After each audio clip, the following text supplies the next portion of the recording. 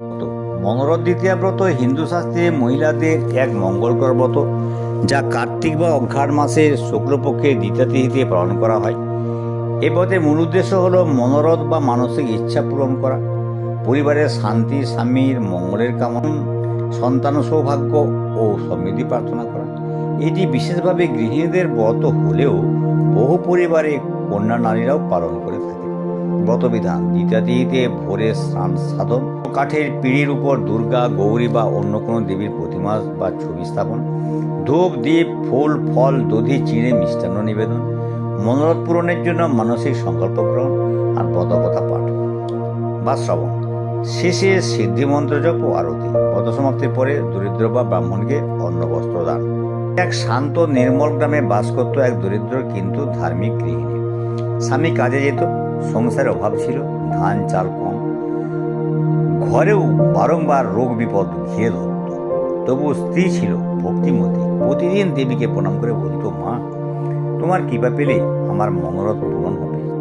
একদিন দ্বিতীয়া তিথির আগের রাত সে এক আশ্চর্য স্বপ্ন দেখল। এক অপার জ্যোতির্ময়ী নারী তার সামনে এসে বলল, দ্বিতীয়ার প্রভাতে গৌরী দেবীর ব্রত করো, মনোযোগে সংকল্প ধারণ করো, তোমার মনের আকাঙ্ক্ষা দেবী পূর্ণ করবেন।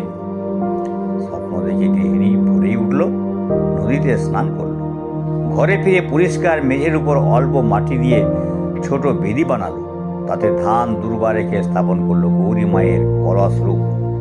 ব্রত পালন: সে মিষ্টি, ফল, চিঁড়ে, দধি, নারকেল নিবেদন করলো, মোমবাতি দীপ জ্বালিয়ে নিঃসন্দেহে চোখ বুজে বলল, মা, আমার সংসারে দুঃখ ঘোচাও, স্বামীর আয় বাড়াও, ঘর ভরে উঠুক শান্তিতে, সন্তান সৌভাগ্য দাও, মনের মনোরথ পূরণ করো। দেবীর স্তব পাঠ করে ব্রত সমাপ্ত করল। পরে দরিদ্র এক বৃদ্ধাকে অন্ন বস্ত্র দান করল। আশীর্বাদের সূচনা। সেদিন থেকেই আশ্চর্য পরিবর্তন শুরু হলো। স্বামীর কর্মস্থলে উন্নতি হলো, আয় বাড়ল, ঘর ঘরান্তর রোগ শোক কমে গেল, গৃহিণীর কোলে সন্তান এলো, সংসারে সুখ ও শান্তি ফিরে এলো।